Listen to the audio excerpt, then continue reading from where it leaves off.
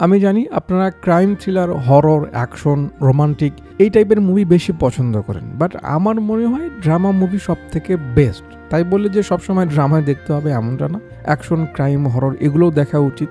কিন্তু আমার কেন জানি আপনাদের সঙ্গে ড্রামা আর রোমান্টিক মুভি নিয়ে কথা বলতেই ভালো লাগে, কারণ তখন মনে হয় যে আপনার টাইমটা ওয়েস্ট হলো না, বা মুভি থেকে আপনি কিছু শিখতে পারলেন, জানতে পারলেন।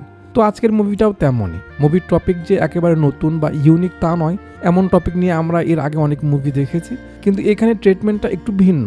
সিম্পল কিন্তু অসাধারণ, সহজ কিন্তু বাস্তবতায় ঘেরা, একটু সাজালো বা নাটকীয় কিন্তু হার্ট টাচিং। মুভিতে করা প্রতিটা অভিনেতা অসাধারণ কাজ করেছে, অসাধারণ। বিশেষ করে লিড ক্যারেক্টার এগান ভাই, আন্ডাররেটেড একটা মুভি, বাট আমার কাছে কেন জানি ভালো লেগেছে। আপনার কাছে কেমন লাগবে কমেন্ট বক্সে মতামত জানাবেন। আর একটা ব্যাপার হলো যে যখন আমি কোনো মুভির তারিফ করি তখন চেষ্টা করবেন সেই মুভিটা একটু কোলাহলবিহীন, চিন্তাভাবনাবিহীন বা হাতের কাজ সেরে একটু মনোযোগ দিয়ে দেখার। তাহলে বুঝতে পারবেন কি দেখছেন, বা আপনার সঙ্গে আমার একটা কানেকশন হবে, ফিল করতে পারবেন। আমি যে পরিবেশ পরিস্থিতির কথা বললাম, এই মুভিটা যদি আপনি তেমনভাবেই শুরু করেন তাহলে আমি 100% শিওর আপনার চোখের সঙ্গে আমার মুখের কথা হবে। একসময় আপনার চোখ মুছতে আপনি বাধ্য হবেন। বাকি ড্রামাটিক মুভি তো সেদিকেই বেশি ফোকাস ছিল, তাই কোনো ধরনের কোনো বাজে সিন বা ওইরকম কিছু নেই। তো সবাই মিলে দেখতে পারবেন, পারলে পরিবারের সবাইকে নিয়েই দেখুন, কাজে লাগবে। আর মজার একটা ব্যাপার দেখাবো আপনাদের মুভির ডিরেক্টরের ব্যাপারে, মানে ডিরেক্টরও এই মুভিতে ক্যামিও অ্যাপিয়ারেন্সে আছে, তাকে নিয়েও একটা ব্যাপার আপনাদের দেখাবো। তো কথা বলছিলাম 2024-এ মুক্তি পাওয়া তামিল ড্রামাটিক মুভি কোলিপান্নায় চেল্লাদুরাই এর ব্যাপারে। মুভির কাহিনী মধু নামে একটা গ্রামের ছোট্ট পরিবারের। সেই গ্রামের একটা LICর এজেন্সি অফিসে অনুষ্ঠানের সিন শুরু হয়, যেখানে অজয় কুমার নামে হিরো আলমের 2D ভার্সন গান গাইছিল। আর সেই গান এনজয় করতে ক্যামেরা একটা দিদিকে ফলো করে, যার নাম চিত্রা। গানের খুব ফিল নিচ্ছে চিত্রাজি, নিক, সে অধিকার তারা আছে। পরের দিন ক্যামেরা ট্রেন ফলো করে, যাতে করে একটা সোলজার বাসায় আসলো, তার গ্রামে ফিরলো, নাম বীরুমান। গ্রামের ভিতরে ঢুকতে এক দিদি সামনে গিয়ে বলে, ভাইয়া এসেছো, চলো চলো আমার সঙ্গে চলো, তোমায় আসতে কেউ দেখেনি তো, আজ তুমি সব দেখতে পাবে। তার কিছুক্ষণ পর অজয় কুমার এই বাড়িতে এসে চিত্রা চিত্রা বলে ডাকতে থাকে। সারা শব্দ না পেয়ে ভিতরে যায়। চিত্রা বারান্দায় আসে, কুমার সাহেব সামনে আসে। মিস চিত্রা, কেমন আছেন আপনি? চিত্রা বলে, কুমার সাহেব আপনাকে না বলেছি আমাকে মিস বলবেন না, আমি মিসেস চিত্রা। কুমার সাহেব কি বলে জানেন? আরে কিসের মিসেস, আপনাকে দেখে তো সবে ইন্টার স্টুডেন্ট মনে হয়। ফার্ম ফেয়ে তো দিদি একেবারে ফুলে ওঠে। আচ্ছা আপনার বাইক আনেননি আজকে? না না না না, গাড়ির শব্দে এলাকার লোকজন সব আমার দিকে চেয়ে থাকে, তাই গ্রামের বাইরে রেখে এসেছি। যদি কেউ আপনার ফৌজি হাজবেন্ডকে উল্টাপাল্টা বলে দেয়, সে তো আমাকে মেরেই ফেলবে।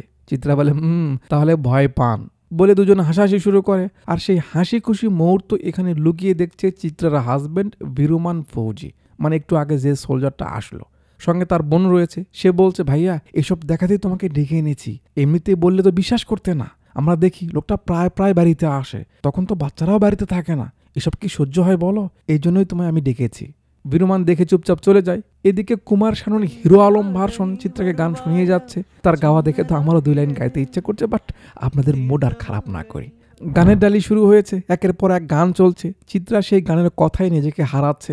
এর মাঝে বাচ্চারা স্কুল থেকে আসে। চিত্রা আবার বাচ্চাদের খুব ভালোবাসে। ব্যাগ বুক রেখে বাচ্চাদের বলে, যাও তোমরা একটু বাইরে গিয়ে খেলো, একটু পরে এসো, কারণ সে অজয় কুমারের থেকে আরেকটু গান শুনবে। খেলতে যাওয়ার সময় ছেলে বাচ্চাটা, যার নাম চেল্লাদুরাই, সে একবার কুমারের দিকে তাকায়, তারপর বোনকে নিয়ে খেলতে যায়। বাচ্চা মানুষ কি বলবে।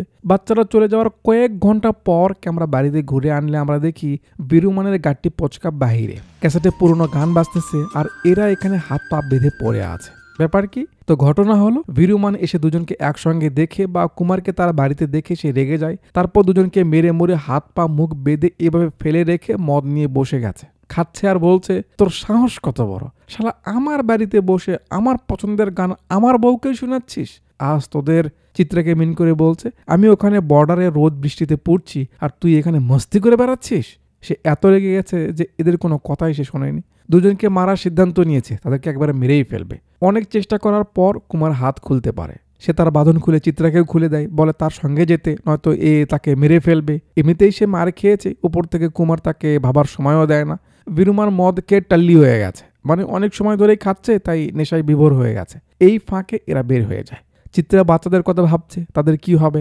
বাচ্চাদের ছেড়ে সে যাবে না, কুমারের টানাটানিতে তাকে যেতে হয়। কিছু ভাবার সুযোগও সে পায় না। আর বীরুমানও তো তার কথা শুনবে না, আসলে কি ঘটনা ঘটেছে। চিত্রা বাড়ি ছেড়ে, বাচ্চাদের ছেড়ে কুমারের সঙ্গে চলে যায়, বা যেতে বাধ্য হয়।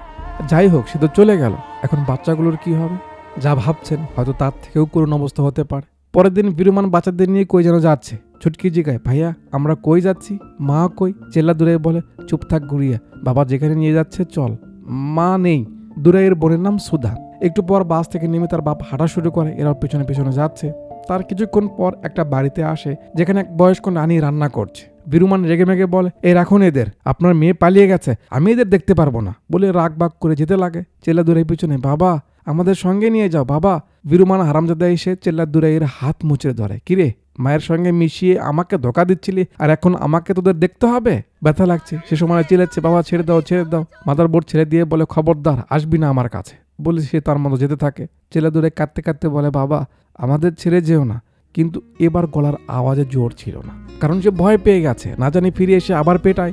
নানি বাচ্চাদের কোলে তুলে নেয়। কি করবে সে? নানির অবস্থা কতটা খারাপ তা হয়তো আন্দাজ করতে পারছেন দেখে। বয়স্ক মানুষ, উপর থেকে পরিবারে সে ছাড়া আর কেউ নেই। রাত কোনো মতো পার করে পরদিন হেঁটে হেঁটে দূরে তাদের গ্রামে যায়। বাড়িতে ঢুকতেই হয়তো তার ভেতরটা নড়ে উঠছে, কিন্তু কিছু তো করার নেই। ছোট বাচ্চা কি করবে, কিছু বুঝতেও পারছে না। শুধু মনে মনে বলছে, মা তুমি আমাদের ছেড়ে কেন চলে গেলে? মা কই তুমি? আঙিনায় তার মায়ের এক পায়ের একটা জুতো পড়েছিল, সেটা নিয়েই দূরেই সেখান থেকে ফিরে আসে। নানি তো নিজেই খেতে পায় না, বাচ্চাদের কি খাওয়াবে? একবেলা দুবেলা খেয়ে এরা দিন পার করছে। দূরেও ছোট, সে তো কাজও করতে পারবে না। একদিন মন্দিরের ঘাটে বসেছিল। এখানে এন্ট্রি হয় আমাদের সবার পরিচিত অসাধারণ একজন অভিনেতা ইয়োগী বাবু, অর্থাৎ পারিয়াস্বামী। পূজা শেষ করে যেই নারিকেলটা ফাটায় এরা উঠে পড়ে। এসে ভাঙা সেই নারিকেলের টুকরোগুলো দুজন কুড়িয়ে নিতে থাকে। স্বামী দেখে বাট কিছু বলে না। পরদিন আবার সেম টাইমে তারা হাজির। ভাঙা টুকরোগুলো উঠিয়ে নেয়। স্বামী যেতে ধরে লক্ষ্য করে যে এরা কি করবে। দেখে এরা সেগুলো খেয়ে খেয়ে পেট ভরাচ্ছে। স্বামী কিছু বলে না। এর দুদিন পর দূরে স্বামীর ফার্মে আসে, মানে তার একটা মুরগির ফার্ম রয়েছে। কিরে তুই কে? দূরে পরিচয় দে। মামা আমি চেল্লা দুরাই, মুত্তু পেচের নাতি, আমার বোনের খুব ক্ষুধা লেগেছে, আপনি যদি। স্বামী বলে, তুই চিত্রার ছেলে, তোর মা কেমন আছে? দূরে মাথাটা নিচু করে চুপ করে থাকে। স্বামী হয়তো বুঝতে পেরেছে। ভিতরে গিয়ে একটা মরা মুরগি এনে ব্যাগে করে তাকে দেয়, বেটা কিছুক্ষণ আগেই মরেছে, নিয়ে যা। দূরে যাবে, স্বামী ডাকে, এ কি নাম বললি তোর? মামা চেল্লা দুরাই। স্বামী বলে, বাহ নাম তো খুব ভালো রে, কিন্তু ভালোবাসার মানুষ নেই না, চল যা। দূরে মুরগিটা বাজারের দোকানে গিয়ে পরিষ্কার করে নেয়। তারপর বাসায় এসে বোনকে ডাকে, ভাইয়া মুরগি, বাহ আজ গোস্ত খাবো। ঘরে যা ছিল সেটা দিয়ে গরম পানির মাঝে সিদ্ধ করে দুই ভাই বোন সেভাবেই খেতে থাকে। দাদিকেও হয়তো দিয়েছে।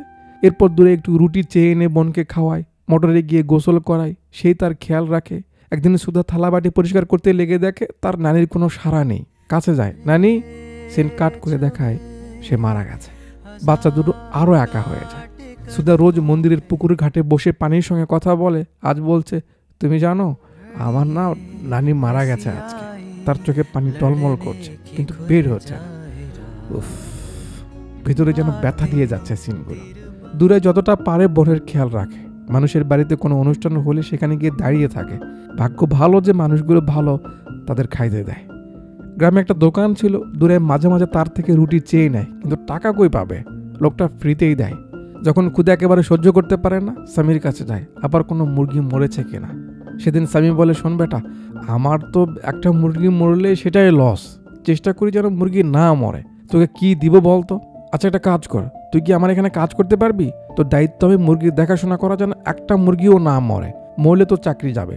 স্বামী তাকে কাজ দেয়। হতে পারে কাজটা খুব ছোট, কিন্তু এই কাজ দুই ভাই বোনের জীবন পাল্টে দেয়। আর এর সঙ্গে পার হয়ে যায় বেশ কয়েক বছর। What a scene man, what a scene, অস্থির।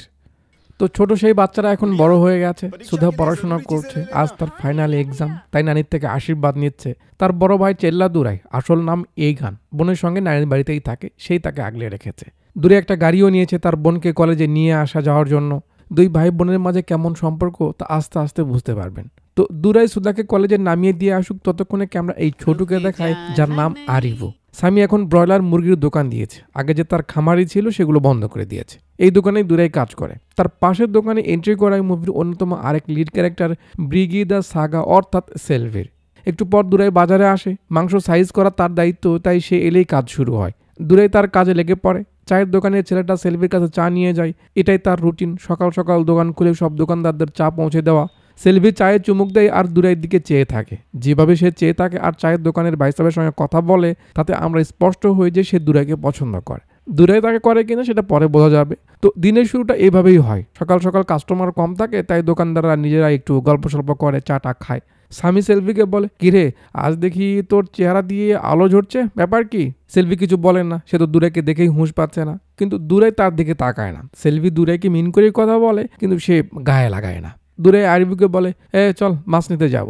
সিন নদীর পাড়ে আসে। বাস্তবেই কিন্তু ইন্ডিয়ার কিছু কিছু এলাকায় এভাবেই মাছ বিক্রি হয়। দেখ, অটো করে দুইটা ছেলে আসে মাছ নিতে। যে দিদি মাছ বিক্রি করছে তার জামাইয়ের থেকে ছেলেটা টাকা পাবে সেটা নিয়ে এই কথা শোনাচ্ছে। দিদি বলে, মাছ নিলে বল, নয়তো হুদাই পেঁচাল পারিস না, যা। দূরে মাছ নিতে আসে, দিদি মাছ উঠিয়ে দেয়, দূরে নিয়ে যাবে। এর আবার কি করে গুড়া কিরমে কামড় দিয়ে ওঠে। দূরে গিয়ে বলে, কিরে তোর মায়ের খোঁজ পেলি? শোন, না পেলে আমি কিছু জায়গার নাম জানি, সেখানে গিয়ে খোঁজ কর। বলা যায় না তোর মা সেখানেও থাকতে পারে। একে তো মায়ের ব্যাপারে কথা বলাতে তার রাগ ওঠে, ওপর থেকে এমন বাজে ইশারা। লুঙ্গিটা মাল কাঁচা মেরে শালাকে ধরে ফেলে। শুরু হয় মারামারি। আর এই মারামারি কিন্তু ওই কল্পনার মারামারির মতো না, একদম ন্যাচারাল, যেমনটা আমাদের মাঝে হয় আর কি। তো দূরে যেহেতু ছোটবেলা থেকে খেটে বড় হয়েছে, তাই তার গায়ে একটু জোর বেশি বা শক্তি বেশি থাকাতে নিমটুকে মেরে যাচ্ছে, সে তো মার খাচ্ছে। একসময় রাগের মাথায় দূরে কি করে, এই পাথর উঠাতে থাকে, মানে এটা তার উপরে ফেলে দিয়ে তাকে মারবে। বাট লোকজন থামায়। আর কখনো মাকে নিয়ে বাজে কথা বললে তোর খবর আছে, রাগটাক করে চলে যায়। তার মানে তার মায়ের উপর রাগ থাকলেও ভালোবাসাটা এখনো হয়তো আছে। যাক, এর কয়েকদিন পর স্বামী আরদে গেছে কি যেন একটা কাজে, দেখে দূরাই লেবারি করছে। তার সঙ্গে থাকা লোককে বলে, ও সারাদিন আমার দোকানে কাজ করে, আবার সুযোগ পেলে অন্য কাজও করে। ওকে দেখলে আমার মাঝে মাঝে খুব কষ্ট লাগে। জানিস, ওকে আমি ছোটবেলায় পড়াতে চেয়েছিলাম। ও আমার কাজ করে টাকা নিয়ে ছোট বোনকে পড়িয়েছে। নিজে কাজ করেছে যাতে বোন কষ্ট না পায়। খুব মেহনতি ছেলে। কাজ শেষে দূরে টাকা নিয়ে আসে। স্বামী বলে, তোর এসব করার কি দরকার? আমার থেকে কি টাকা নিতে পারবি না? দূরে বলে, মামা এভাবে বলছো কেন? তুমি তো আছোই, বাড়িটা কি ঠিক করতে হবে না? গুড়িয়ে বড় হয়ে যাচ্ছে, কত টাকা লাগবে তুমি জানো না? তুমি আমায় নিয়ে ভেবো না, যাও বাসায় যাও, কালকে দোকানে দেখা হবে। বাসায় এসে দূরে টাকা জমার খাতায় লিখে রাখে। কাজ করে অনেকটা ক্লান্ত হয়ে গেছে, তাই একটু শুয়ে পড়ে। সুধা ভাইয়ের সেবা করতে গামলায় পানি নিয়ে দুরাইয়ের পা পরিষ্কার করে দিতে লাগে, কারণ পায়ের গোড়া অনেকটা ফেটে গেছে বা ময়লা হয়ে আছে। আরিও বলে, সুধা কি করছিস? এসবের তো কোনো দরকার নেই। সুধা বলে, তুমি জানো এই মানুষটা আমার কাছে কি? তার পা দুটো সাধারণ কোনো পা নয়। এই পায়ের উপর দিয়ে সে আমাকে বড় করেছে। তার এই পা দুটোই আমাকে বাঁচিয়ে রেখেছে। তার দৌড়ঝাঁপ, পায়ের উপর প্রেশার আমাকে আজ সুস্থ রেখেছে। এই পা ধরে যদি সারা জীবন পার করে দিই, তাহলেও তার ঋণ শোধ হবে না। বলে একটু ইমোশনাল হয়। এসব শুনে দূরে চোখের কোনা দিয়েও পানি বের হয়ে পড়ছে। সিন কাট করে আবার 2 দিন সামনে নিয়ে আসে সেলভির কাছে, যে একটা হোটেলে এসে খাবার ব্যাপারে জিজ্ঞেস করছে। চেক করে যখন দেখে খাবারটা ভালো, সে প্যাক করে নেয়। তারপর স্বামী কাকুর দোকানে এনে বলে, মামা অনেক কষ্টে রান্না করে এনেছি, সবাই মিলে খেয়েও কিন্তু। মানে হয় না, নতুন নতুন প্রেমে পড়লে পছন্দের মানুষকে খাওয়াতে ভালো লাগে, যাতে সে একটু খুশি হয়। আর প্রেমিককে খাইয়েও যে ইমপ্রেস করা যায়, এই কথাটা স্বামী কাকুই তাকে শিখিয়ে দিয়েছে। তাই সেলভি এখন খাবার এনেছে, বাট হোটেল থেকে কিনে এনেছে, সে রান্না করেনি। খাবার দিয়ে সে চলে যায়। আর ইবু বলে, ওস্তাদ এসব কি ঠিক হচ্ছে? চাপা মেরে ওর থেকে খাবার নিচ্ছ। স্বামী চুপ করায়। দূরে আজ আসতে একটু লেট করছে। দুপুর পার হচ্ছে, দূরে এলো কিনা বা সে খেলো কিনা দেখার জন্য সেলভি আবার এসে দেখে এরা 4 জন ভাগ করে খাওয়া শুরু করে দিয়েছে, দূরে এখানে নেই। সেলভি বলে, মামা এসব কি? এর জন্য আমি এত কষ্ট করে খাবার আনলাম। এর মাঝে দূরাই এসে যায়। কাকু মনে মনে বলছে, যাক বাবা বেঁচে গেলাম। দূরাই আয়, সেলভি আমাদের জন্য খাবার রান্না করে নিয়ে এসেছে, আয়। তোর আসতে দেরি হচ্ছে, তাই আমরা একটু আগেই বসেছি, আয় আয়। সেলভির কথা শুনে দূরে রিয়াকশন পাল্টে যায়, কিন্তু সেলভির মনে লাড্ডু ফুটছে। কাকু ইশারা করলে সেলভি চলে যায়। দূরে বলে, মামা এসব কি? এমনিতেই আমি ঝামেলায় আছি, উপর থেকে তোমরা ওর সঙ্গে আমাকে জড়াচ্ছ কেন? এসব কিন্তু ঠিক না। স্বামী বলে, চুপ কর, সারা জীবন কি আমার মতো করে পার করবি? আমার বিয়ে নিয়ে ভাবার লোক ছিল না, তাই আমি আজও একা, কিন্তু তোকে নিয়ে ভাবার জন্য আমি আছি। তাই চুপচাপ থাক, আমি যা বলি তাই কর। চলায়। দূরে খাবে না, সে চলে যায়। না, এই ছেলেকে দিয়ে তো দেখছি কিছুই হবে না। পরের দিন দূরে সুধাকে কলেজে নামিয়ে দিয়ে গেলে 2টা ছেলে দেখি আড়ি পেতে আছে। লাল শার্ট পরা ছেলেটার নাম সুন্দর, যে সুধাকে পছন্দ করে, বাট সুধার ভাবসাব দেখে মনে হচ্ছে সে তাকে পছন্দ করে না। ক্লাস শেষ করে সুধা লাইব্রেরিতে যায়, সাইন করে সে ভিতরে যায় বই পড়ার জন্য। একটু পর আমরা দেখি লাইব্রেরিয়ান কাকু তার সহকারীকে কই যেন পাঠিয়ে দিয়ে সে ভিতরে যায় আর লুকিয়ে লুকিয়ে সুধাকে ফলো করে। ব্যাপারটা সুধাও লক্ষ্য করে, কিন্তু কিছু বলে না। ওদিকে স্বামী দোকানে যাচ্ছিল, সেলভির সঙ্গে দেখা হয়। সেলভি বলে, মামা কি হলো? কোনো আপডেট তো দিলেন না কালকের। মামা বলে, আপডেট নিবি তো শোন, মানুষরা মিলে এনিমেল নামে একটা মুভি বানিয়েছে, যা 1000 কোটি কামিয়েছে। আর কিছু? সেলভি বলে, মামা মজা করো না, কাল যে খাবার দিলাম তার তো কোনো নিউজ জানালে না। স্বামী বলে, আচ্ছা, জায়েদ খানের হোটেল থেকে খাবার এনে যে তুই বানিয়েছিস, এটাও আমাকে মানতে হবে না? মামা তুমিও না, হ্যাঁ গো নজা পেয়েছে। তো একটা মিউজিক দিয়ে ক্যামেরা সেলফিকে ফলো করে দূরে আর তার প্রেম কাহিনীর ছোট ছোট মজার সিনগুলো আমাদের দেখাতে থাকে, যেগুলো বেশ কিউট লাগে। দূরের জন্য সে নতুন নতুন ড্রেস নেয়। ছোটবেলায় দূরে সুধাকে যে মোটরে গোসল করাতো, এখন তারা তাকে সেখানে করাচ্ছে। সেলফি দূরেকে নিয়ে খুব সিরিয়াস, সবসময় তাকে নিয়েই ভাবে, বাট দূরে তাকে তেমন একটা ভাও দেয় না। এটা নিয়ে তার মাঝে মাঝে মনও খারাপ হয়, বাট আশা ছাড়া যাবে না, তাই সে লেগেই থাকে। সে লেগে থাকতেই পারে, সে অধিকার তার রয়েছে। এর সঙ্গে পার হয়ে যায় বেশ কিছু সময়। একদিন দূরে দোকানে কাজ করছিল, হুট করে তার হাতে চোট লাগে। স্বামী বের হয়ে আসে, আরে রে কি করছিস বেটা, এটা তো আমাদের কাজ, তোকে তো সাবধানে কাজ করতে হবে, তাই না? আচ্ছা এসব ছাড়, তোকে আজ আর কাজ করতে হবে না, তুই বাসায় যা, একটু রেস্ট নে, যা যা যা। কাটা জায়গায় বেঁধে দূরে বাড়িতে চলে আসে। তো স্বাভাবিকভাবে দূরে এই সময় বাসায় আসে না। এই সুযোগে সুধা ওই যে ছেলে সুন্দর, তার সঙ্গে বাড়ির পেছনে কথা বলছিল। তার মানে তারা একে অপরকে ভালোবাসে, কিন্তু কেউ জানে না বা কাউকে বুঝতে দেয় না। দূরে রুমে গিয়ে কাপড় পাল্টাবে, বাহির থেকে আওয়াজ আসে। কি ব্যাপার? জানালা দিয়ে লক্ষ্য করে দেখে একটা ছেলে তার বোনের সঙ্গে কথা বলছে। সে আসতে ধরলে ছেলেটা তার হাত ধরে বসে। ব্যাস, দূরের মাথা খারাপ হয়ে যায়। বারান্দা থেকে কাস্তেটা নিয়ে সে পেছনে যায়। দূরেকে দেখে তো সুধা ভয় পেয়ে যায়, সুন্দরকে পালাতে বলে। দূরে চোট মেরেই দেয়, কিন্তু লাগে না। সুন্দর জান বাঁচিয়ে দৌড় দেয়, কিন্তু দূরে তার পিছু ছাড়ে না। দৌড়াতে দৌড়াতে সুন্দর প্রায় অ্যাক্সিডেন্ট করতে করতে বেঁচে যায়। রাগ ঠান্ডা করতে দূরে পুকুরে গা ভিজিয়ে বাসায় আসে। সুধা বাইরে দাঁড়িয়ে কাঁপছে, না জানি তার ভাই কি করে, তাকে কি বলে। পানিতে ভেজার কারণে দূরে রাগ অনেকটা কমে গেছে, বাট তার বোন যা করেছে তার কাছে তা খুব খারাপ লেগেছে। দূরে জাস্ট একটা কথাই বলে, তুই কি শেষমেশ মায়ের মতো নষ্ট হয়ে গেলি? কথাটা সুধার মনে হিট করে। কি বললো তার ভাই? এটুকুতেই এইভাবে বলতে পারলো? কান্না শুরু করে দেয়। এমন কথা তার ভাই তাকে কিভাবে বলতে পারলো? সে তাকে চিনলো? সে আর কান্না থামাতে পারে না, পুকুর পাড়ে বসেও কাঁদে। মাঝে 2 দিন পার হয়ে যায়, 2 ভাই বোনের মাঝে আর কথা হয় না। সুধা রান্না বান্না না করে শুধু বসে থাকে, কান্না করে। দূরেও কিছু বলছে না, বাট খাইতে তো হবে। আরিবুকে রেখে সে বাজারে যায় একটু খাবার নিতে। তার কিছুক্ষণ পর সেলভি আসে। আরে আরিবু, কি ব্যাপার? 3 দিন হলো 2 ভাই বোনের কোনো খবর নাই, কি হয়েছে? আরিবু বলে, ভিতরে যা আছে। সেলভির ভিতরে গিয়ে দেখে সুধা বসে আছে। কিরে, কি হয়েছে? সুধা কান্না করতে করতে বলে, আমি আর কিছুই করবো না, পড়াশোনা সব বাদ, ভাইকে বলো বিয়ে দিতে, আমি এই বাড়ি ছেড়ে চলে যাব। সেলভি হয়তো কিছু আন্দাজ করতে পারে কি হয়েছে।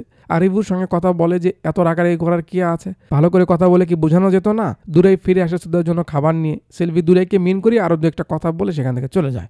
দূরে সুধাকে খাবার দিলে সে খায় না, রাগ করে ফেলে দেয়। দূরে আরিবুকে বলে যে সে কিছু বলেছে কিনা সেলভিকে। আরিবু বলে সুধা বলেছে সে পড়াশোনা করবে না, বিয়ে দিলে বিয়ে করে চলে যাবে। দূরে কিছু একটা ভাবে, আর পরের সিনে আমরা দেখি সে একটা লোকের সঙ্গে দেখা করে তাকে নিয়ে হসপিটালে আসলো, যেখানে একটা ছেলের সঙ্গে দেখা করলো। তারপর তাদের মাঝে যে কথাবার্তা হয় তাতে বুঝতে পারি দূরেই আসলে সুধার জন্য এই ছেলেকে দেখতে এসেছে। ভাই সাহেব হসপিটালে হেল্পারের কাজ করে। কথাবার্তা শুনে ছেলেকে ভালোই মনে হয়, দূরে এর পছন্দ হয়। সে অনেকটা সিদ্ধান্ত নিয়ে ফেলে এই ছেলেকে দিয়েই সুধার বিয়ে দেবে। পরের দিন যখন এই খবর সেলভি শোনে, সে দোকানে এসে দূরেইকে মিন করে মামাকে বলে, এসব কি মামা, শুধু কি ছেলে দেখলেই হবে? বিয়ে কি সস্তা কোনো বিষয় নাকি? একবার দেখে কি কোনো ছেলেকে বোঝা যায়? ছেলে কেমন তার বন্ধুদের থেকে খোঁজ নিতে হবে না? তার ফ্যামিলি কেমন সেটা দেখতে হবে না? বিয়ে শুধু ছেলেকে দেখলেই হয় না, ছেলের পরিবারকেও দেখতে হয়। দূরেই সব শুনছে। সেলভি যখন এভাবে কথা বলতে থাকে, দূরে রাগ হয়। সে তার দোকানে গিয়ে তার জিনিসগুলো ভাঙতে থাকে আর বলে যে যা দেখার আমি দেখেছি, অন্য কারো মাথা ঘামাতে হবে না, এখানে আমি যাকে ঠিক করেছি তার সঙ্গে বিয়ে হবে বলে রাগটা করে চলে যায়। বাট সেলভি যেগুলো বলেছে এগুলো আসলে ভাবার কথা, তার ইগোতে লাগে। তাই বিকেলবেলা চলে আসে দূরে ছেলের বাড়িতে, বসতে দেওয়া হয়। ছেলের মা, বড় ভাই, ছেলেও ছিল, সবার সঙ্গে কথা বলে। প্রথমে তাদের কথা দূরে এর ভালোই লাগছিল, কিন্তু আস্তে আস্তে যখন তারা আরো কথা বলে, তাদের ভিতরের কথা জানা যায়, তখন দূরে বুঝতে পারে তারা কেমন মানুষ। তাদের সঙ্গে কথা শেষ করে দূরে বের হয়ে মামাকে ফোন করে বলে, এই বিয়ে হবে না, আমার বোনকে আমি ওখানে বিয়ে দিব না। কেন? ছেলে তো ভালো, কিন্তু তার পরিবার ঠিক নেই। তারা যেভাবে হিসেব করে চলে, আমি তো আমার বোনকে ওভাবে মানুষ করিনি। তারা কোন দিন কি খাবে, কতটুকু খাবে, সবকিছু লিখে রেখেছে। আমার বোনকে হিসেব করে খাবে? ওরা তো আমার বোনকে মেরেই ফেলবে। এই বিয়ে ক্যান্সেল। মামা বলে, খুব ভালো সিদ্ধান্ত নিয়েছিস। এখন ভদ্র ছেলের মতো সেলভির যে হাড়ি পাতিল ভেঙে গেলি সেগুলো কিনে এনে দিবে ওকে। দূরে ফোন রেখে দিলে মামা সেলভিকে বলে, আরে তোর কথা তো ও শুনেছে, ছেলের বাড়িতে গিয়ে খোঁজ নিয়ে দেখতে পারে যে তারা অতটা ভালো না, এই জন্য এখন বিয়ে আর দিবে না। সেলভির ভালো লাগে, যাক তারা কথা একটু শুনেছে, তারা কথা ভেবেছে, এটুকুই যথেষ্ট। এর কয়েকদিন পর দূরে স্বামী মামার কাছে আসে, তাকে সঙ্গে নিয়ে মন্দিরে এসে একটা ছেলের সঙ্গে দেখা করে। তারপর তাকে সুন্দর ব্যাপারে জিজ্ঞেস করে যে সে ছেলেটা কেমন বা তার পরিবার কেমন, ইত্যাদি ইত্যাদি। ছেলেটা বলে তারা খুব ভালো মানুষ, সুন্দর খুব ভালো ছেলে, তার বাবা লাইব্রেরিয়ান, সবাই তাকে অনেক পছন্দ করে, তার ফ্যামিলিটাও অনেক ভালো। তার থেকে খোঁজ খবর নিয়ে পরের দিন মামা আর দূরে চলে আসে সুন্দরের বাড়িতে। সেদিন পরে গিয়ে এই অবস্থা হয়েছে। সুন্দর তাদের ভিতরে নিয়ে যায়, আর ভিতরে গেলে আমরা দেখি সুন্দরের বাবা আর কেউ না, ওই সেই লাইব্রেরিয়ান কাকু। সালাম কালামের পর কাকু বলে, আমার ছেলে আমার জন্য লাঞ্চ নিয়ে আসতো কলেজে রোজ। তখন সে সুধাকে দেখেছিল, সুধাকে তার ভালো লেগে যায়। সেই ব্যাপারে সে আমাকে বলে। সুধা রোজ লাইব্রেরিতে আসতো, আমি ওকে আগে থেকেই পছন্দ করতাম, ভালো লাগতো। একদিন এক্সামের ফিস দিতে গিয়ে দেখে ফিস আগে জমা হয়ে গেছে। সুধা অনেকটা অবাক হয়, কে দিয়েছে। আমার নাম জানতে পেরে সে রেগে মেগে আমার কাছে আসে, স্যার আপনি আমার ফিস দিয়েছেন কেন? 2 দিন আগে আমি ওকে ফলো করছিলাম তো, তাই ও আমায় ভুল বুঝেছিল। কিন্তু আমি ওকে ক্লিয়ার করি যে আমার একটা কোচিং সেন্টার আছে, সেখানকার জন্য একটা টিচার লাগবে, সে যদি জব করে তাহলে তার হাত খরচ উঠে যাবে, তো এই ব্যাপারে কথা বলার জন্যই সে তার ফিস দিয়েছে। পরে সুধা রাজি হয়, আমি ওকে আমার গ্রামে নিয়ে যাই, তারপর বাচ্চাদের সঙ্গে আলাপ করাই, সে খুব ভালোভাবে মিশে যায় বাচ্চাদের সঙ্গে। কিন্তু সুন্দর সুধাকে দেখলেই বোবা হয়ে যায়, তার সঙ্গে কথা বলতে পারে না। তাকে যে পছন্দ করবে এটা তো বলা অনেক দূরের কথা, সে আমাকে রাস্তা ক্লিয়ার করে দিতে বলে। একদিন সুধা আমাদের বাড়িতে যায়, সব নর্মাল ছিল। সুন্দরের মা গিয়ে তাকে সরাসরি বলে যে সুন্দর তাকে পছন্দ করে, তাকে বিয়ে করতে চায়। সে যদি রাজি হয় তাহলে তার পরিবারের সঙ্গে আমরা কথা বলবো। সুধা শুনে রিয়াক্ট করে, সে বাড়ি থেকে চলে যেতে চায়। সুন্দর তাকে বাস স্ট্যান্ড অব্দি নামিয়ে দিয়ে আসে, তখন তাদের মাঝে একটু কথা হয়, আর সুধা তখন স্বীকার করে যে সেও তাকে পছন্দ করে। কিন্তু আমরা জানতাম না তাদের মাঝে কথা হচ্ছিল। পরে তোমার হাতে দৌড়ানি খেলে জানতে পারলাম যে কি কি ঘটেছে, বাট ততক্ষণে তো লেট হয়ে গেছে, তুমি তো রাগ করেছো। বেটা আমাদের মেয়ে নেই, সুধাকে আমরা আমাদের মেয়ের মতোই রাখবো, তুমি চাইলে নাও করতে পারো, আমাদের কোনো সমস্যা নেই। সব শুনে দুরাই আর কি না করতে পারে, কারণ মানুষগুলো খুব ভালো। সেখান থেকে বাসায় ফিরে দুরাই আগে সুধার ফোন বের করে দেয়, যেটা সে কেড়ে নিয়েছিল। নে, ও কল করবে, কথা বলিস। সুধা ফোন নেয় না, লাগবে না ভাইয়া। দুরাই বলে রাখ, সমস্যা নেই।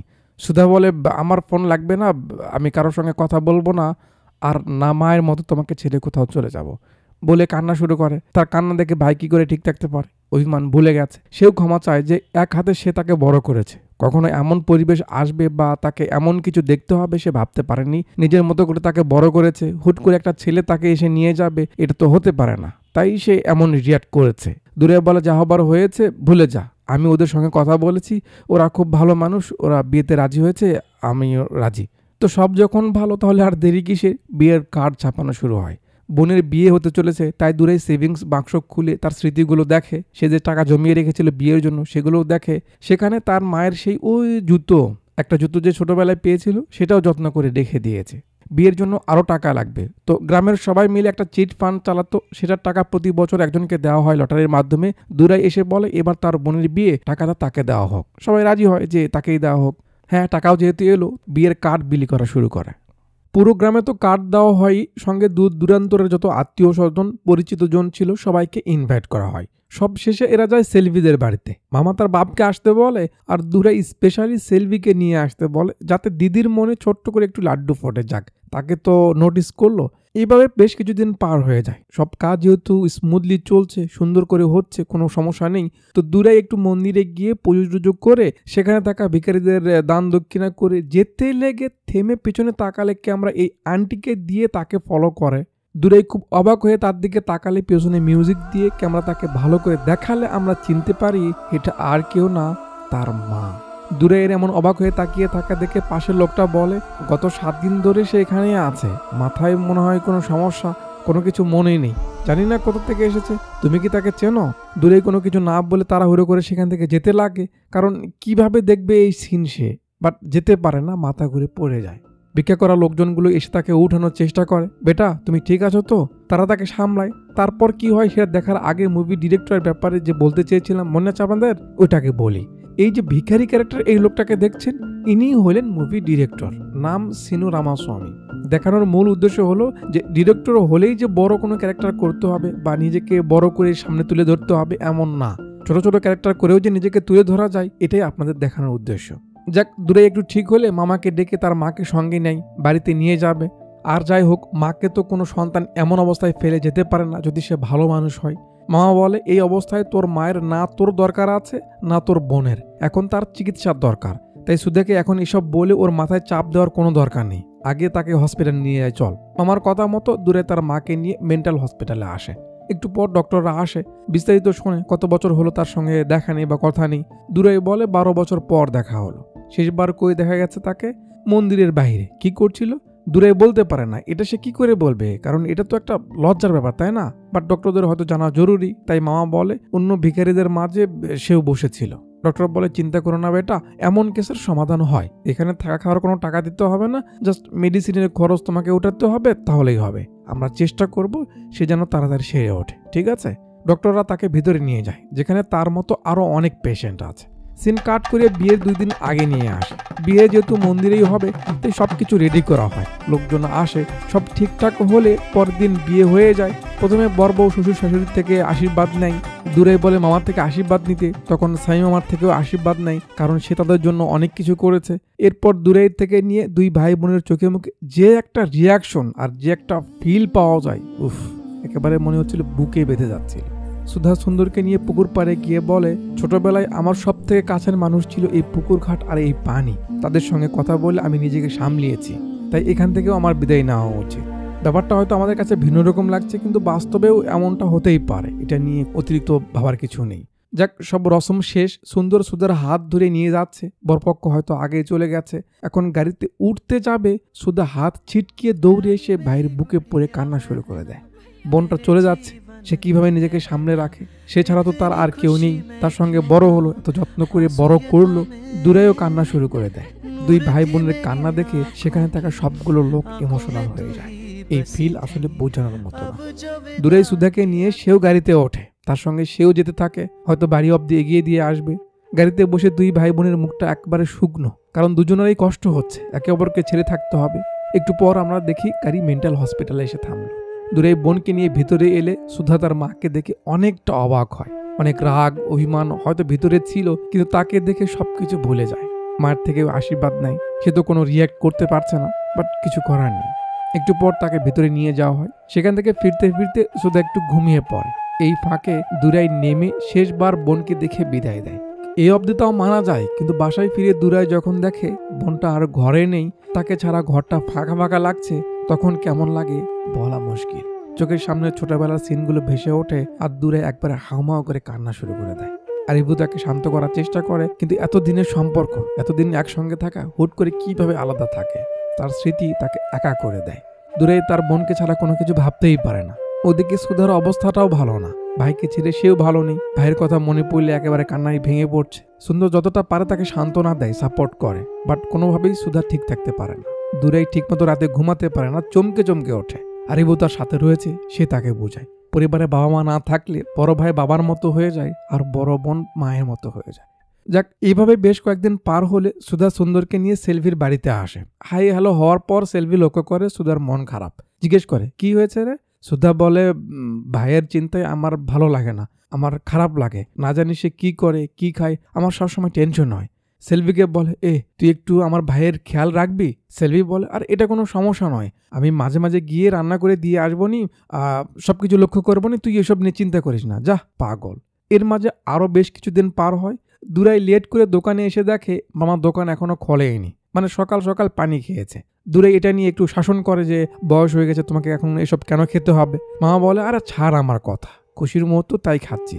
সেই ছোট্ট সুধার বিয়ে হয়ে গেল, সে ভালো একটা ছেলে পেয়েছে, ভালো আছে ওখানে। তার থেকে বড় কথা, তুই তোর মায়ের দেখা পেয়েছিস, এর থেকে ভালো নিউজ আর কি হতে পারে। মাঝে মাঝে একটু আমার খোঁজ নিস, তাহলেই হবে। দূরে এর খারাপ লাগে। মামা, কি বললে তুমি এটা? আমি মাকে ডক্টরের কাছে নিয়ে গেছি ভালোবাসার থেকে নয়, দয়া দেখিয়ে। তুমি আমাদের জন্য কি করেছো তা তুমি ভুলে যেতে পারো, আমরা কখনো বলবো না। তুমি যদি আমাদের পাশে না থাকতে আমাদের যে কি হতো তা আমি খুব ভালোভাবেই বুঝি।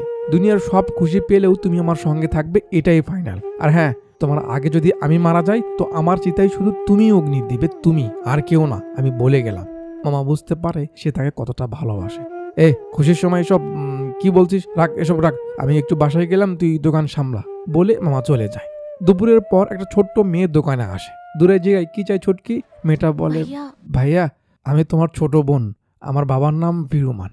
সেরেছে কাহিনীর আরেক মোড়। নাম শুনে তো দূরে এর মাথা গরম হয়ে যায়, মানে তার বাবার নাম। সেলফি দেখে সে মেয়েটাকে নিয়ে কই যেন যাচ্ছে। একটু পর আমরা দেখি হাইওয়ের বাস স্টপে তার বাবা তার সৎ মায়ের সঙ্গে এখানে। দূরে যখন তার বাপকে দেখে তার চোখে মুখে তো আগুন জ্বলে ওঠে, মনে পড়ে তার বাবা তার সঙ্গে কি করেছিল। সেই থেকে তার হাতের প্রবলেম এখনো রয়েছে। যাক, তাকে কেন ডেকেছে, তার সৎমা বলে, মদ খেয়ে খেয়ে তার অবস্থা খারাপ হয়ে গেছে বেটা, 2টা কিডনির প্রবলেম, যদি কিডনি পরিবর্তন না করা হয় তাকে আর বাঁচানো যাবে না। মেয়ে তো ছোট, ওর কিডনি হবে না, আর আমার কিডনি নাকি মিলছে না, তো এখন কি করব বুঝতে পারছিলাম না, তাই তোমার কাছে এসেছি। দূরেই বলে, এই মানুষটার কথা মনে পড়লেই আমার মাথা গরম হয়ে যায়, তাকে বাঁচাবো আমি। ছুটকি দোকানে গিয়ে ভাইয়া বলে ডাকলো, সেই জন্য এখানে এসেছি। আমার তো ইচ্ছে ছিল তাকে সামনে পেলে বুঝিয়ে দিব বাপ কাকে বলে, কিন্তু এখন দেখে মনে হচ্ছে উপরওয়ালা সব দেখেছে। ছি, বলে যেতে লাগে। তার বাবা ডেকে বলে, বেটা আমি যা করেছি তা শুধু তোর মায়ের উপর রাগ থেকে করেছি, আমার বাঁচার ইচ্ছে নেই, ভাবনা শুধু এই মেয়েটাকে নিয়ে, আমার কিছু হলে তার কি হবে। মানে তার মায়ের উপর সব দোষ চাপিয়ে ছুটকিকে দিয়ে ইমোশনাল করাতে চাইছে। বাট এটা তো যুক্তির কথা নয়। দুরাই সেখান থেকে চলে যায়। ছুটকি দৌড়ে এসে ডাকে, ভাইয়া, কিন্তু দুরাই কথা শোনে না, চলে যায়। রাতে ঘুমের মাঝে বারবার ছুটকির ডাক তার কানে এসে বাজে, যাতে ঠিকমতো সে ঘুমাতেও পারে না। খুব ভোরে যখন সে ঘুম থেকে উঠে বাইরে আসে, দেখে তারা সারা রাত এখানেই কাটিয়েছে তার বের হয়ে আসার জন্য। মাথা না করলেও মনকে থামাতে পারে না। বিশেষ করে ছোট বোনটার কথা ভেবে দুরাই রাজি হয়। আরিবুকে সঙ্গে নিয়ে বাস স্টপে আসে, বাপকে অটোতে উঠিয়ে সরকারি হসপিটালে চলে যায়। এদিকে প্রসেস চলতে থাকে, ওদিকে খবর পেয়ে সুধা সুন্দরকে নিয়ে চলে আসে হসপিটালে। ওয়ার্ডে এসে দেখে তার ভাই তো একেবারে রেডি কিডনি দেওয়ার জন্য। সুধা রেগে যায় যে ওই লোকটাকে বাঁচাতে তোমাকে কেন কিডনি দিতে হবে, তার সঙ্গে আমাদের কিসের সম্পর্ক, সে কি করেছে তোমার কি মনে নেই? এত বড় সিদ্ধান্ত নেওয়ার আগে তুমি আমায় একবার জিজ্ঞেসও করলে না? এটা খুব খারাপ করেছো ভাইয়া। দূরে বলে, আরে চুপ থাক গুড়িয়া। ছুটকি তার বোন দৌড়ে আসে, জি ভাইয়া, ও তোর বড় বোন, এখন বাপ যাই করুক এর তো কোনো অপরাধ নেই। সুধা তার সঙ্গে ভালোভাবেই মেশে। এর কিছুক্ষণ পর তাদের অপারেশনের জন্য নিয়ে যাওয়া হয়। দূরে এর বন পেপারে মামা সাইন করে, কারণ সেই তো তাদের গার্ডিয়ান। মামা বলে, ওর তো কিছু হবে না। না, ডক্টররা সাহস দেয় যে কিছু হবে না। পেছনে একটা মিউজিক দিয়ে এই টেনশনাল সিচুয়েশনটা কভার করা হয়। যে যার মতো প্রে করছে। ডক্টররা অপারেশন সাকসেস করতে টিম বানাচ্ছে। সবাই চিন্তায় আছে, না জানি কি হয়। মামা মুরব্বীদের সঙ্গে নিয়ে চায়ের দোকানে বসলে গ্রামের এক লয়ার বলে, দুরাই নাকি তার নানির জায়গা সহ সে বাড়ি করার জন্য নতুন যে জায়গা কিনেছিল সবকিছু মামা আর আরিবুর নামে করে দিয়ে গেছে। মামার ভিতরে কেমন লাগছে হয়তো সেই জানে, কারণ সেই তো নিজের হাতে তাকে বড় করেছে। তার উপর দুরাই এসব করে গেছে। মামা কাগজ ছিঁড়ে ফেলে বলে, না তার এসব চাই আর না দুরাইয়ের কিছু হবে, চুপ থাক তোরা। দেখতে দেখতে অপারেশন হয়ে যায়। একটু পর ডক্টর বের হয়ে এসে বলে, সব ঠিকঠাক আছে, কারো কোনো প্রবলেম হয়নি, সব একেবারে সলভ। সবার টেনশন কমে যায়। যে কদিন হসপিটালে থাকতে হয় সেলভি দুরাইয়ের খুব খেয়াল রাখে, সব কাজ সেই করে দেয়। যেদিন হসপিটাল থেকে তাকে ছেড়ে দেওয়া হয়, দুরাই বাবার সঙ্গে কথা না বলেই বের হয়ে যায়। তার বাবাও বুঝতে পারে সে কি ভুল করেছিল। তার সামনে যাওয়ার মুখ তো আর তার নেই। সুধা নিচে অপেক্ষা করতে করতে একটু ঝিমিয়ে গেছে। মামা ও গ্রামের সবাই দুরাইয়ের লোনের ব্যাপারে কার সঙ্গে যেন কথা বলছে, যাতে সে ফিরে গিয়ে বাড়ির কাজ ধরতে পারে। দুরাই একাই ওঠার চেষ্টা করে যাতে একটু ব্যথা লাগে। এটা দেখে ছুটকি দৌড়ে আসে। ভাইয়া, তার ডাক শুনে সুধাও দৌড়ে এসে আরেক হাত ধরে, ভাইয়া ডাক দিবে না তুমি আমায়? দুই বোন দুই পাশে ধরে তাকে বসিয়ে দেয়। আহ বোন, বাস্তবে সব ভাই বোনদের সম্পর্ক যদি এমন হতো। যাক, দুই বোন দুই পাশে দাঁড়িয়ে আছে। ওদিকে সেলভি বাড়ি থেকে খাবার আর অটো নিয়ে আসে যে এই অটো করেই দুরাইকে নিয়ে যাবে। তার কণ্ঠ শুনে দুরাই সেদিকে তাকিয়ে থাকে। সেলভি হসপিটালের ভিতরের দিকে আসতে যখন দুরাইয়ের দিকে নজর পড়ে, দেখে দুরাই তার দিকে তাকিয়ে আছে আর মুচকি করে হাসছে। সেলভি বিশ্বাসই করতে পারে না দুরাই তাকে দেখছে। অনেকটা অবাক হয়ে যখন কাছে আসে, দুরাই হাত বাড়িয়ে দেয়। সেলভি যেন আকাশ থেকে পড়লো যে ছেলে তার দিকে একটু তাকাতেও পারে না, সে নাকি সবার সামনে তার হাত বাড়িয়ে দিচ্ছে। সেও একটু হাত এগিয়ে দিতেই দুরাই হাত ধরে ফেলে। ব্যাপারটা সবার কাছে বেশ ভালো লাগে। সেলভি তাকে ধরে উঠাই, যেন এরপর থেকে সে এইভাবেই তার খেয়াল রাখবে। ছোট বোন, সুধা, সেলভি, মামা, গ্রামের সবাই খুশি মনে হসপিটাল থেকে বের হয়। আর স্ক্রিনের আলো নিভে গিয়ে সিন এর কয়েকদিন পর শুরু হয় মেন্টাল হসপিটালে। দুরাই তার মার সঙ্গে গল্প করছে, জানিস মা, সুধার বিয়ে খুব ধুমধাম করে দিয়েছি, যেমনটা বড় বড় লোকদের হয়। ছেলেও খুব ভালো, সুধার খুব খেয়াল রাখে, ঠিক যেমন ছোটবেলায় তুই আমাদের রাখতি। তুই একবার ঠিক হয়ে যা মা, তোকে বাসায় নিয়ে যাব। এই 12 বছর না জানি কত কষ্ট করেছিস, আর করতে হবে না। সে তার মতো কথা বলেই যাচ্ছে, যেন এতদিনের জমা কথা তার মায়ের সঙ্গে সে শেয়ার করছে। তার মা তার দিকে ফিরে তাকায়। আমরা বুঝতে পারি সে আস্তে আস্তে রিকভার হচ্ছে। দূরে এখন তার মাকে নিয়েই থাকবে, সঙ্গে ওই ছোট বোনটার হয়তো একটু খেয়াল রাখবে। সেলভিকে বিয়ে করবে, সংসার হবে, সব ঠিক হয়ে যাবে, সেও ভালো থাকবে, এমন সব বুঝিয়ে মুভির কাহিনী এখানে শেষ করে দেয়। তো এখানে আসলে বলার মতো অনেক কিছু থাকলেও মুভির কাহিনী মনটাকে শীতল করে দিয়েছে। তো আমাদের সৃষ্টিকর্তা সৃজনশীলতার যত তারিফ করব তত কম মনে হয়। কতটা অবাক করার বিষয় যে একটা মানুষ যত ছোট অপরাধই করুক না কেন, তাকে তার শাস্তি যেমন দেওয়া হবে, ঠিক সেম ভাবে যদি কেউ একটুও পরিশ্রম করে, হার্ডওয়ার্ক করে, তার সঙ্গে অন্যায় হয়, তার প্রতিদান সে পাবেই পাবে। কষ্টের পর সুখ শান্তি আসবেই, মাস্ট। আপনারা যদি মনে করেন এখানে মা ভুল করেছে, তাহলে তার শাস্তি সে পেয়েছে। যদি বলেন দুরাই ও সুধা বেশি কষ্ট পেয়েছে, তাদের সঙ্গে অন্যায় হয়েছে, তো দিন শেষে তারাও তো সুখের দেখা পেয়েছে, তাই না? এখানে লক্ষণীয় ব্যাপার হলো ওভার রিয়াক্ট, প্রতিশোধ, রাগ ধরে থাকা, ক্ষমা না করা, এমন কিছু কিন্তু ঘটেনি। দূরেই উদারতা, ক্ষমা, ভালো মনের পরিচয় দিয়েছে, যা অ্যাজ এ হিউম্যান আমাদের মাঝে থাকা উচিত। আরেকটা ব্যাপার হলো যে দুনিয়ার যে কোনো মানুষের ভুলে আপনি তাকে শাসাতে পারবেন, তাকে কর্কট ভাষায় বোঝাতে পারবেন, বকাও দিতে পারবেন, আবার মারতেও পারবেন। এতে খুব বেশি হলে কথা উঠবে উচিত অনুচিত হওয়া নিয়ে। কিন্তু মা বাবার বেলায় একদম সাবধান। যদি ভুলটা তাদেরই হয় তারপরেও গলার আওয়াজ বাড়িয়ে তাদের বোঝানো যাবে না। ঝাড়ি দেওয়া বকা দেওয়া তো অনেক দূরের কথা।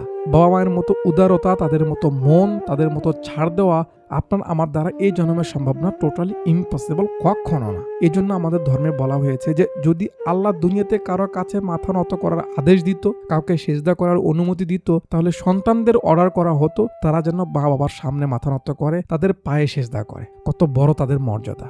পুরো দুনিয়ার সব সিঙ্গেল মানুষদের মনে যতটুকু মায়া দয়া রয়েছে সব এক জায়গায় করলেও তার থেকে 1000 গুণ বেশি মায়া রয়েছে বাবা মার মনে। So be careful.